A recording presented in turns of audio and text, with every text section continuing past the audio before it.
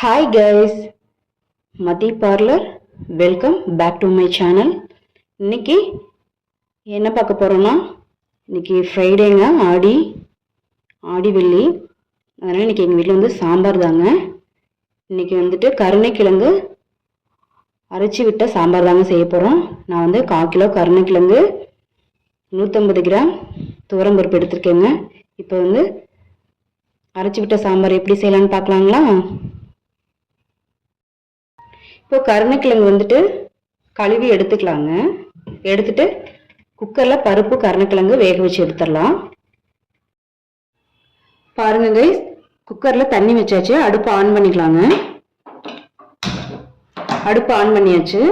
நான் கருணைக்கிழங்கு வந்து கழுவி எடுத்துட்டேங்க. இப்போ கருணைக்கிழங்கு அதை சேர்த்துக்கலாம்.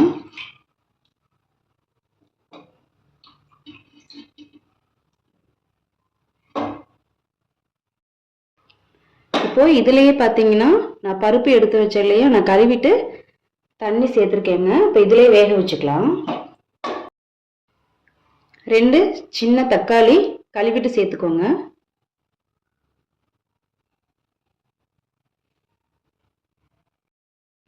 கருணைக்கிழங்கு மூழ்கிற அளவுக்கு தண்ணி வைக்கணுங்க. இப்போ மூடி போட்டுக்கலாம்.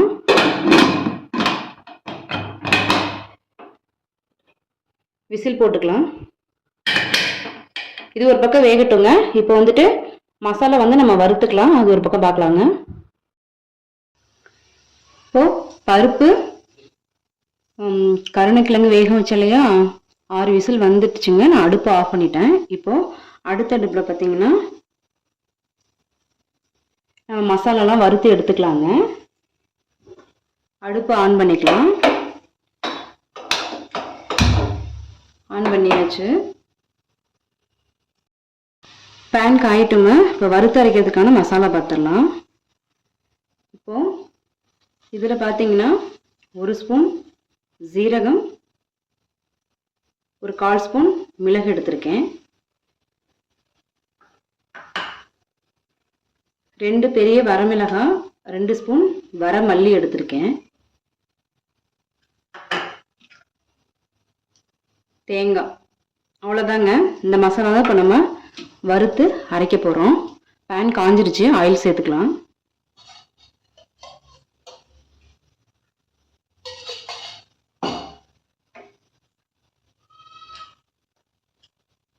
மல்லி,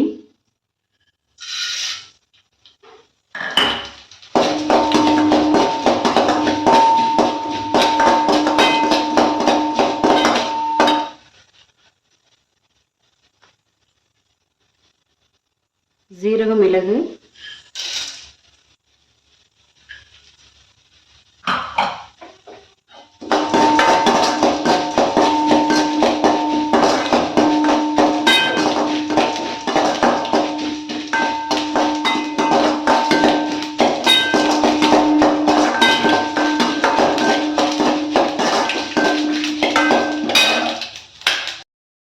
இப்போ இதுலயே வரமிளகாய் சேர்த்துக்கலாம்.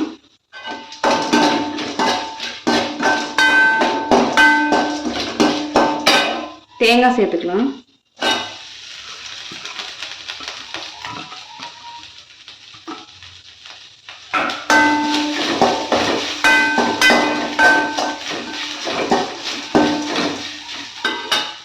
சிம்ல வச்சு வருங்க. வறுக்கும் போது அந்த அரோமா நல்லா இருக்கும்.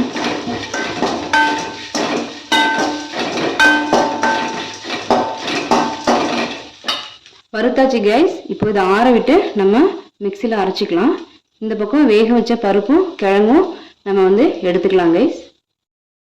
இப்போ கிழங்கும் பருப்பும் வெந்துருச்சான்னு பார்க்கலாம் கைஸ். விசில் அடங்கிடுச்சு. இப்போ ஓப்பன் பண்ணிக்கலாம்.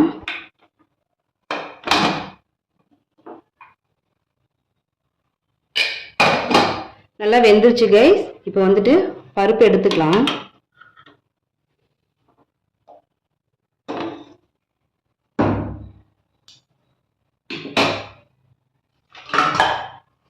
இது தேங்காய் எடுத்து வச்சோம் இல்லையா, அந்த பிளேட்டு, அதுலேயே வந்து கிழங்கையும் எடுத்துடலாம்.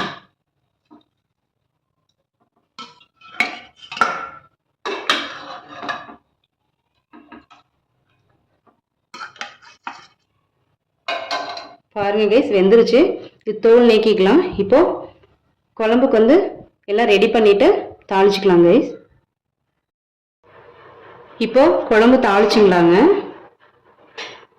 மசாலா வறுத்தோம் இல்லையா, அதே பேனில் தான் குழம்பு வந்து தாளிக்க போகிறேங்க. கருணைக்கிழங்கு தோல் நீக்கி எடுத்தாச்சு. இப்போது பேன் காயிட்டோங்க. இப்போ இதுக்கு வந்து பார்த்திங்கன்னா இந்த சைஸ், இது லெமன் சைஸ்ன்னு கூட சொல்ல முடியாது, ரொம்ப குட்டியாக கொஞ்சம் புளி கரைச்சி எடுத்துக்கணும். நான் கரைச்சி ஆல்ரெடி வச்சுட்டேன், உங்களுக்கு காமிக்கணுன்றதுக்காக காட்டினேன்.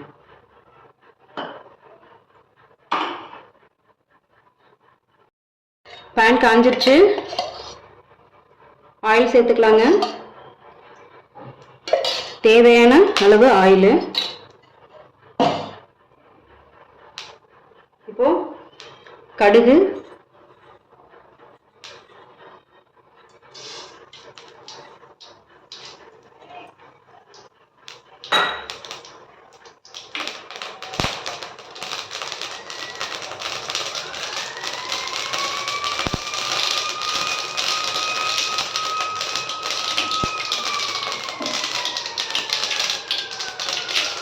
பாருங்க பெரிய வெங்காயம் கட் பண்ணி வச்சுருக்கேன், இதையும் சேர்த்துக்கலாம்.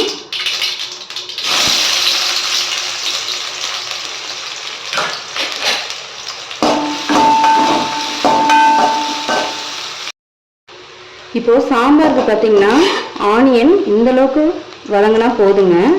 காரக்குழம்புக்கு வதக்குற மாதிரி வதக்கிடாதீங்க. இப்போது கறி லீஃப் சேர்த்துக்கலாம்.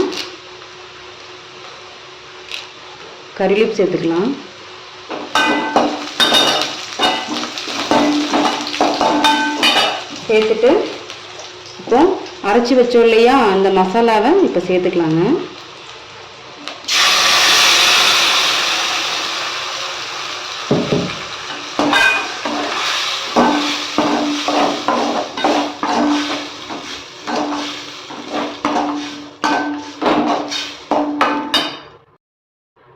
சேர்த்துட்டு இப்போ பருப்பு தண்ணி வந்து மிக்ஸி ஜாரில் கலந்து சேர்த்துக்கிறேங்க.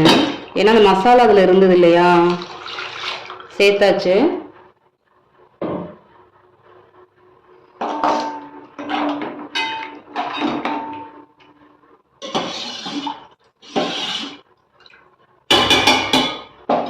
இப்போ பருப்பு வேக வச்சாலே தக்காளி பருப்பும் அதை சேர்த்துக்கலாம்.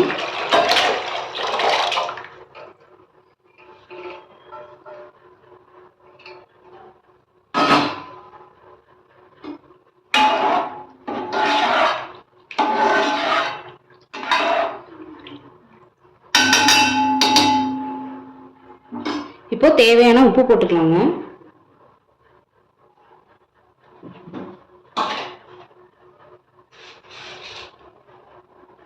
கல்லுப்பு தான் சேர்க்குறேன்.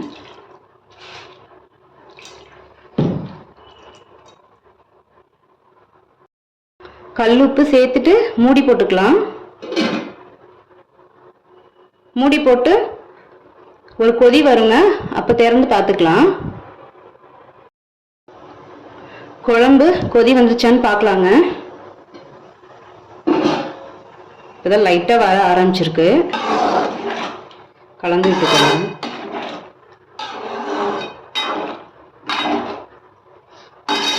நான் உப்பு பார்க்கலாங்க, உப்பு பார்த்துக்கிறேன் கரெக்டாக இருக்கான்ட்டு.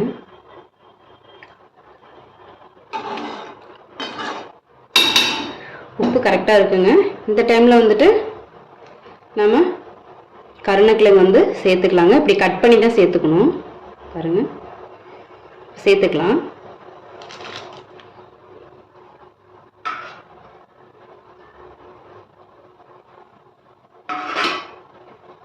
இப்போ இந்த கொதி வருது இல்லையா, இந்த டைமில் தான் நம்ம புளி தண்ணியும் சேர்த்துக்கணும்.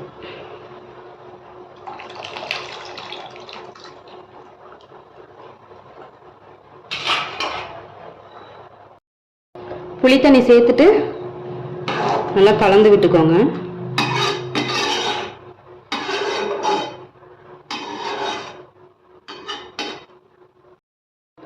புளி தண்ணி சேர்த்து மூடி போட்டிருந்தேங்க. இப்போ திறந்து பார்க்கலாம். பாருங்க கைஸ்,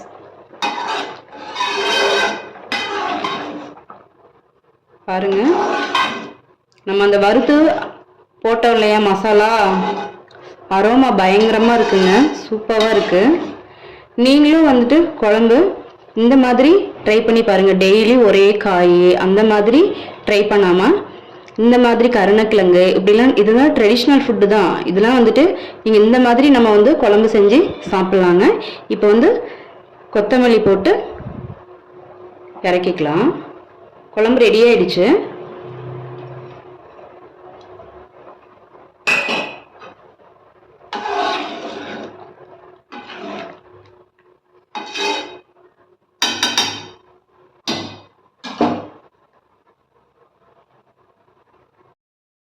பாருங்க கைஸ், குழம்பு வந்துட்டு பவுலுக்கு நான் மாற்றிட்டேன். குழம்பு வந்து செமையாக இருக்கும் கைஸ். நீங்களும் வந்துட்டு இந்த குழம்பு ட்ரை பண்ணி பாருங்கள். உங்களுக்கு இந்த வீடியோ பிடிச்சிருந்ததுன்னா லைக் அண்ட் ஷேர், சப்ஸ்கிரைப் பண்ணுங்கள் கைஸ். நெக்ஸ்ட் வீடியோவில் பார்க்கலாம்.